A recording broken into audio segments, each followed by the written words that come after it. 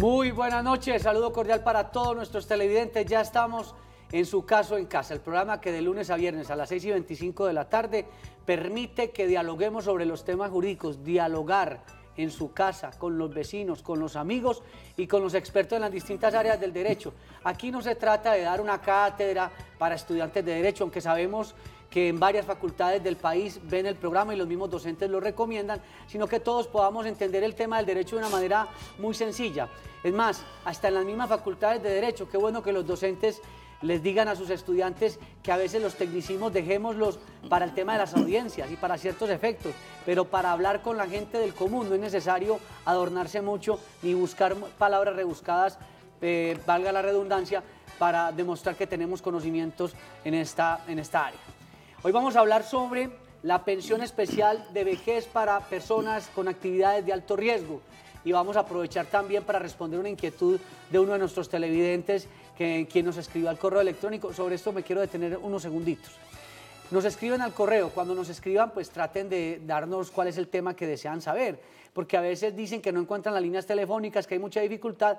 Pues la idea es colaborarles lo más rápido posible. Cuando nos escriban en el correo, traten por lo menos de dejarnos un teléfono, cuál es la inquietud en particular para nosotros poder colaborarles, porque realmente nos pasó con un televidente que estábamos como el gato y el ratón.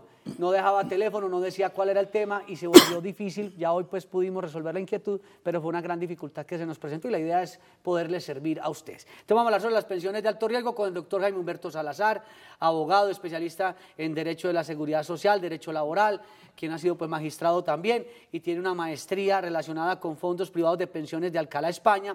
Doctor Jaime Humberto, gracias por estar con nosotros. Gracias por la invitación, Juan. No olviden que tenemos oficinas en la ciudad de Medellín, en Junín, con la playa, edificio San Fernando, oficina 302, en Río Negro, en el centro comercial San Francisco, al frente del SENA, en Cartagena, en el centro comercial 1, en la avenida Venezuela, oficina 410, y en Bogotá, en el edificio Antares, que queda por la parte baja de la Plaza de Toro La Santa María, en la oficina 102. En todas hay abogado especializado en el área de seguridad social. Bueno, no sé, doctor Jaime Humberto, si quiere que hablemos un poquito sobre la pensión de alto riesgo o respondemos de una vez lo que nos escribió un televidente que hace algunos días formuló esa inquietud y le prometimos traer la solución a esa inquietud. ¿Qué hacemos primero? Introduzcámonos en el tema. Perfecto, primero, Juan. doctor Jaime Humberto.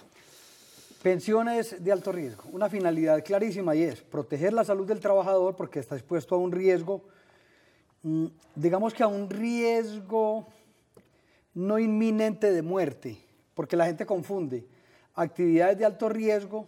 Son enfermedades. Exacto. Actividad de alto riesgo es en la que hay un riesgo inminente de usted sufrir, por ejemplo, si usted trabaja en alturas, si trabaja con instalaciones eléctricas, etc. Actividades de alto riesgo son unas actividades que la ley determina que son riesgosas para la salud y que le van disminuyendo su capacidad de trabajo, de allí que la ley haya previsto que estas personas se pensionen a unas edades inferiores o anticipadas precisamente para sacarlas del ambiente contaminado, del ambiente insalubre, etc. Ha habido, digamos que dos regulaciones residentes en Colombia en este tema. El decreto 758 de 1990, que fue en esencia reproducido por el 1281 de 1994 y mantuvo esa reglamentación. ¿Qué nos traía este decreto? Nos decía, pensiones de alto riesgo, ¿cuáles? Los que trabajen en socavones de minas, los que trabajen a altas temperaturas, los que trabajen con radiaciones ionizantes, con rayos X, los que trabajen con sustancias comprobadamente cancerígenas. Y traigo a colación esto, Juan, porque recientemente hemos recibido en la oficina unos 80 casos tal vez, sí, de personas que trabajan con asbesto, preparando pastas para los frenos de carro. Claro. Eso es un ambiente supremamente contaminado. Ya ven ustedes el debate nacional que hubo en el Congreso de la República y todo lo que ha habido en los medios de comunicación sobre el asbesto. ¿Pero esa actividad está ya regulada como actividad de alto riesgo o toca dar la pelea a través de demandas y abrir la jurisprudencia para que yo creo que se ya ese camino yo creo que ya está abierto porque hay demasiada evidencia científica sobre eso. De hecho, tenemos unas demandas también en Manizales y otras en Bogotá, en estas fábricas de tejas de Ternit, que eso contiene asbesto y también es una cosa súper contaminante. Yo creo que los programas se han visto. Entonces, que estas actividades permiten que la persona se pensionara. En ese decreto, en el 758, partiendo de una edad base de 60 años y por cada 50 semanas adicionales a las primeras 750 iba disminuyendo un año, de tal manera que quien tuviera 1.250 semanas terminaba pensionándose a los 50 años de edad, que es la edad tope. Por debajo de los 50 no se le permitía ninguna. Viene una reglamentación que modifica esto, reglamentación que a mí no me parece que se debiera haber expedido, porque la actividad insalubre está ahí. Es que esto no necesitaría ni régimen de transición, es decir, la exposición al riesgo está ahí latente en todo momento. Esto no necesitaría ni expedirse siquiera una legislación que prorrogue el decreto 2090. O sea, que no habría necesidad de hablar de una regulación cuando el riesgo es inminente. Pues no tanto regulación, sino de extender los efectos, Juan, porque como con el acto legislativo muchas pensiones de estas se entendían que quedaron por fuera, tuvo que venir una norma posterior y decir que se prorrogaban hasta determinada fecha estas pensiones. ¿Cómo quedó esto con el decreto 2090 del año 2003? Ya hay una regulación distinta. La edad base se disminuye, ya es 55 años. ¿Y el número de semanas? Exacto, ya le digo. Entonces usted por cada 60 semanas adicionales va disminuyendo un año de edad también hasta llegar a los 50 años. Correcto. ¿Qué le dice la ley a esta persona? Que tiene que tener, aquí se aumenta el número de semanas, 1.300. De esas 1.300, 700 en actividad de alto riesgo y 600 en actividad común, esa que le permite combinar, que es una cosa ya importante. Claro, un avance. Exacto. Entonces con 1.300 eso y 55. Con 1.360, 54. Pero, a ver, hay unos cálculos. Un vericuetico ahí que son esas 60 adicionales en alto riesgo. O sea, 760 en alto riesgo y las otras en actividad común. Y así, y va disminuyendo de 60 en 60 hasta llegar a la edad tope mínima, que es 50 años de edad. La justificación y la fundamentación es clarísima. De hecho, hay muchas actividades que también son alto riesgo y que no están, digamos que, tarifadas en la ley, pero que permiten acceder a una pensión. Por ejemplo, mineros que trabajan con cianuro. Claro, con cianuro y con sustancias que le contaminan, y con mercurio. Claro. Que el mercurio contamina la sangre y se absorbe por las manos y todo eso. Estas personas podrían tener también una pensión especial si se demuestra que trabajaron en esas actividades. Doctor Jaime, vamos a hacer una cosa. Vamos a atender a una televidente y vamos a hablar sobre casos prácticos, porque usted nos habla de unos elementos que hay que tener en cuenta, semanas, combinar semanas y todo, para que el televidente nos pueda comprender de manera más sencilla. Doña María, muy buenas noches. Bueno, buenas noches, se habla de acá del barrio San Diego, Lucía Restrepo, ¿cómo está? Muy bien, gracias. Me habla un poquito más durito para poderlo escuchar mejor, doña María. Te hablo de acá de San Diego, muy buenas noches, ¿cómo está? Perfecto, muy buenas noches. Su inquietud, por favor, o su aporte. Es la pregunta que le voy a hacer al doctor. Sí. Doctor, yo quiero que usted me diga una cosa. ¿Qué pasó con las 1.150 semanas? Usted en febrero dijo que salía, que eso había pasado no sé. Sí, no me acuerdo dónde, pero eso pasó desde el 18 de julio del 17 al Congreso, no a lo otro. Y usted en febrero dijo que salía. Perfecto. ¿Eso va a salir o no va a salir? Muchas gracias, doña María. Muchas gracias a nuestra televidente. Sigue la inquietud sobre las semanas en las mujeres para reducirlas y también lo de la disminución del porcentaje de los pensionados. Aprovechemos con esas dos preguntas, que esa ha sido una inquietud desde hace mucho rato aquí. Ayer creo que había debate sobre el tema de la reducción de la cotización en salud, Juan. Es un tema muy complejo porque eso se dio en un escenario el país estaba bollante por el precio del petróleo y el presidente de la República le planteó eso a los pensionados, pero finalmente yo creo que ese no se va a dar, porque eso dice el ministro de Hacienda que cuesta 5 billones anuales y no hay recursos. Respecto a reducirle las semanas a las mujeres de 1.300 a 1.150, yo creo que ese proyecto sí, tiene una fundamentación clarísima, contundente, y es la entrada tardía de las mujeres al mercado laboral. Usted sabe que fue una sociedad clerical y machista hasta que y las mujeres entraron tardíamente al mercado laboral. Eso permitió que ya no pudieran acumular tantas semanas como los varones y que estén en más dificultades para pensionarse. Y el otro tema que también es no menos importante y que también es un tema bastante polémico es el de la maternidad. Recuerde que cuando una mujer tiene hijos, pues se le dificulta posteriormente volver a conseguir empleo. Eso es un tema clarísimo y casi ningún empleador quiere tener maternas. Máxime ahora que la licencia les extendió como por 4 meses y medio. Más todo, esto termina como 6 meses. Entonces el empleador no quiere tener empleadas pues porque hay que buscar reemplazos, porque les coordina toda su actividad económica, pero está fundamentado en eso, en la entrada tardía de las mujeres al mercado laboral y en la maternidad, que hace que salgan del mercado laboral y que su revinculación otra vez de nuevo se les dificulte. Por tanto, es más difícil para ellas llegar a 1.300 semanas que para un varón. Y súmele a eso todo el tema del mercado laboral colombiano, el que tanto se ha debatido en las reformas pensionales, la informalidad, que una persona en el mercado laboral colombiano está empleada en el sector formal, más o menos entre 20 y 23 años.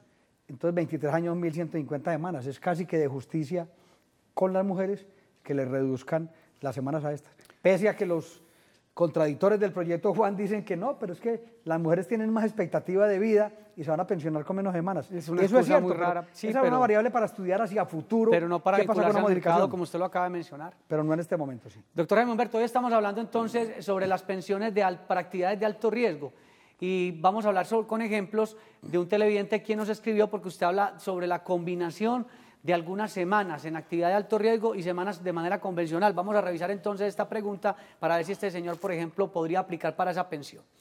Soy Argemiro González y tengo la siguiente consulta para ver si aplico para la pensión por alto riesgo. Mi historia laboral es la siguiente.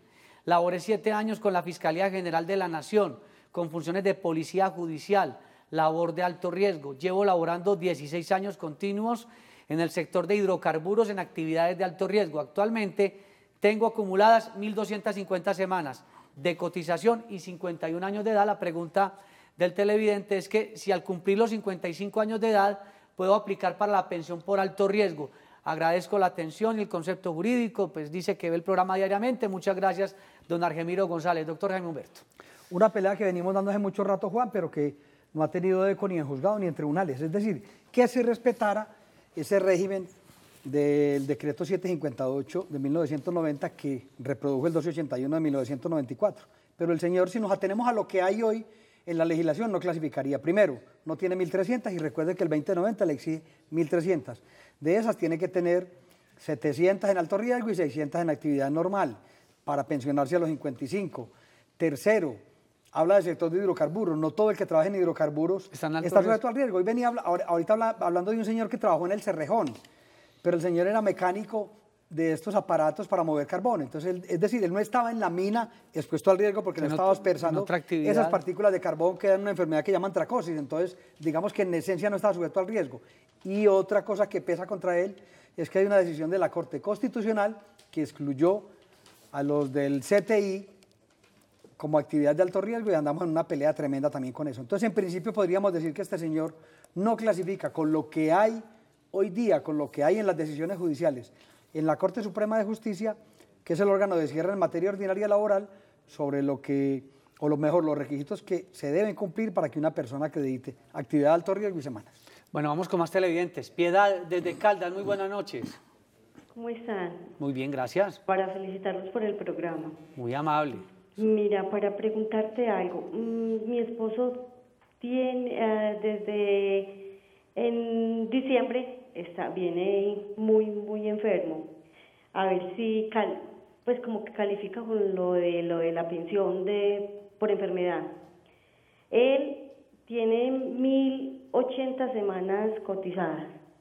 En estos momentos, él es diabético.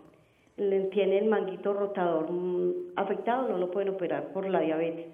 Está sufriendo de un riñón también, parece que se lo fueran a sacar, estamos en ese procedimiento. También tiene la columna con hernia y tiene varias vértebras con complicación.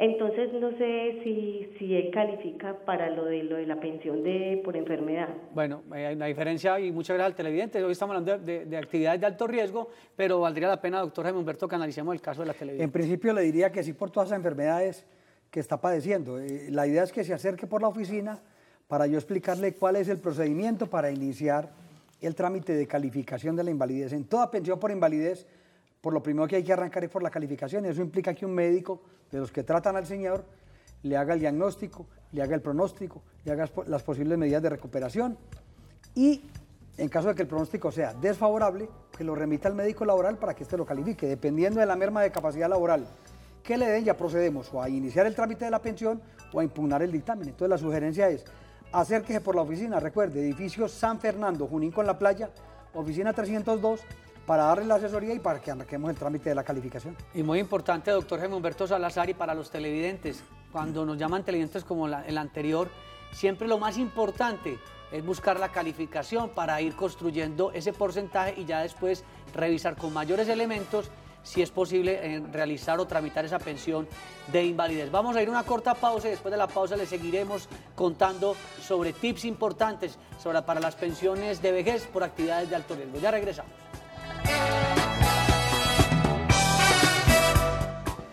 Para contactar al doctor Jaime Humberto Salazar, abogados, pensiones, derecho laboral y responsabilidad del Estado. Oficinas en Antioquia, Medellín, carrera 49, número 5058, edificio San Fernando, oficina 302, teléfono 513-8930. En Río Negro, carrera 48, número 5055, centro comercial San Fernando, San Francisco, oficina 215. Línea de WhatsApp 304-218-8191. Oficina en Bogotá, se encuentra ubicada en la transversal sexta, número 271020, edificio Antares, oficina 102. En Cartagena, en la avenida Venezuela, 844, centro comercial 1, local 410.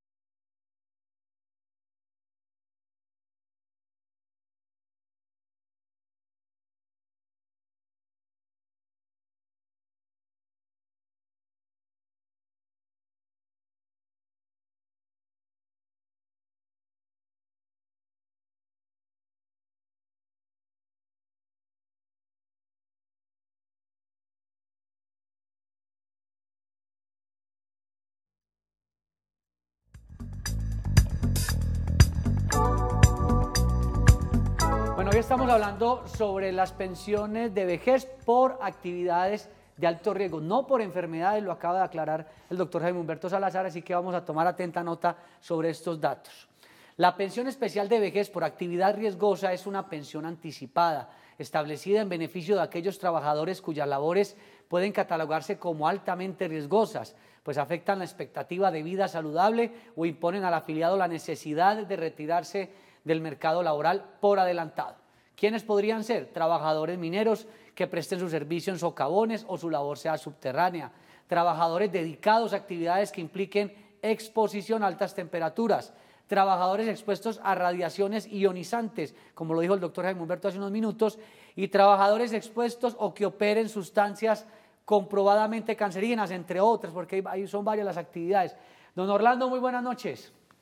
Va a salir en televisión. ¿Cómo me le va? Don Orlando en Cali, ¿cómo le va? Vamos a disminuirle el volumen del televisor, por favor, don Orlando. Sí, buenas noches. ¿Cómo me le va? Buenas noches. Buenas noches. Una preguntita para el doctor. Es que tengo una inquietud. Le estoy llamando aquí a la ciudad de Cali. Mi nombre es Orlando Soto.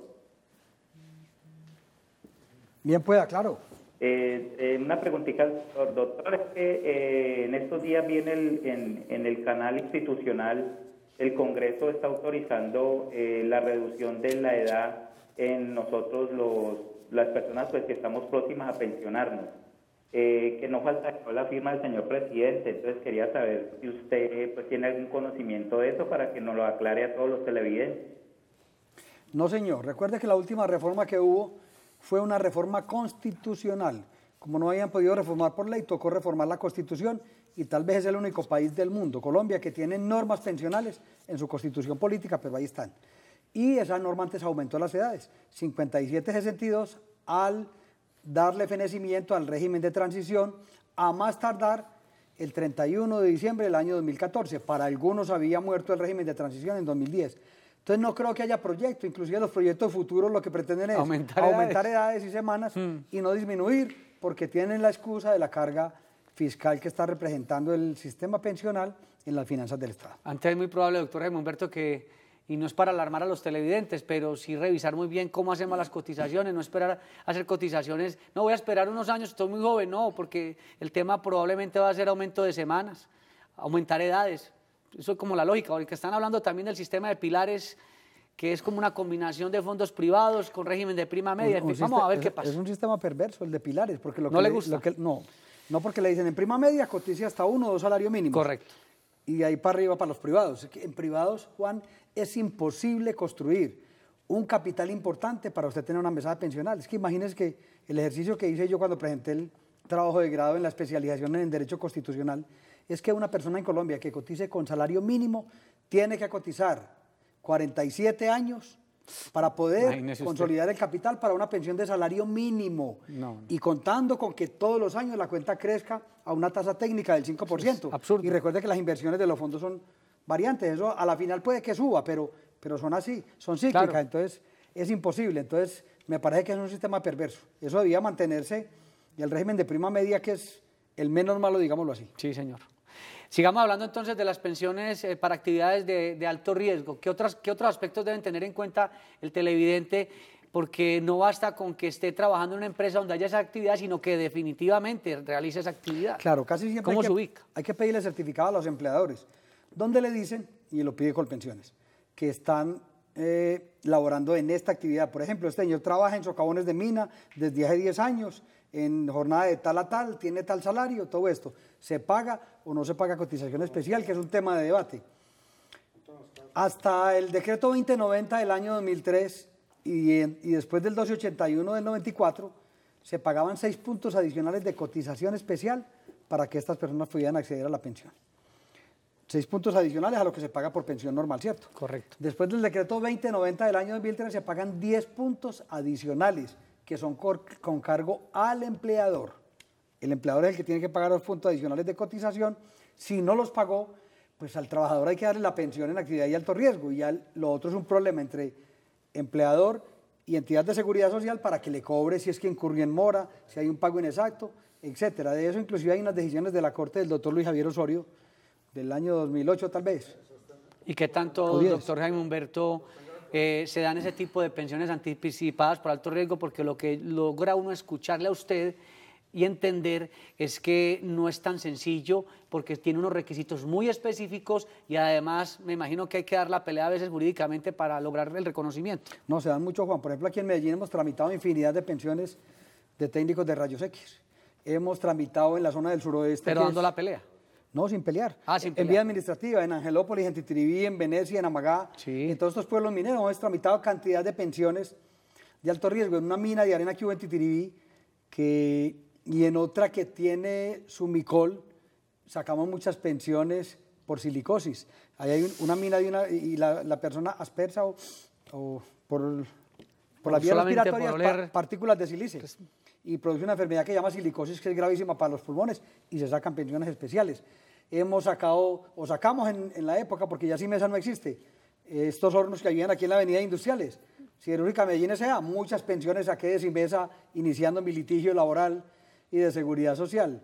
No, en todos los frentes hemos sacado pensiones por todas estas actividades. De hecho, hace como unos 2 años tal vez, sacamos un pocotón de asbesto. ¿De asbesto? Sí, de las de Manizales, de Quinco, que es una multinacional que está radicada en Manizales. ¿Y qué más han observado ustedes sobre las actividades de alto riesgo? Usted mencionaba el asbesto, que de unos años para acá se ha dado muchos temas científicos frente al tema. En esos casos donde no está plasmada la actividad de alto riesgo, sí es necesario entonces empezar a recoger unas pruebas para empezar a dar ahí sí una pelea y no tanto por la vía administrativa, porque no la van a conceder tan sencillamente. Claro. Hay que probar. Cuando el empleador no le quiere certificar a usted la actividad, usted lo que tiene que pedir es inspección judicial, llevar testigos, echarle mano a documentos antiguos que casi siempre existen, consultas por estos temas, Juan, en las historias clínicas de los pacientes y en las historias ocupacionales de las empresas, que hay veces son realmente a entregarlas, pero que las deben entregar.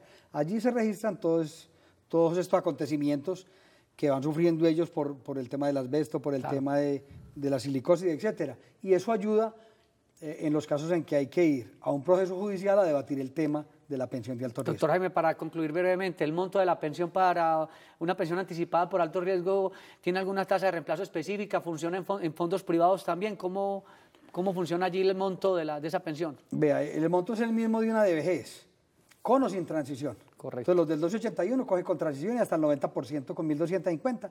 Los de 797 máximo el 80%, que es lo que trae como tasa de reemplazo. Bueno, y no funcionan los fondos privados, Juan, pero es muy importante.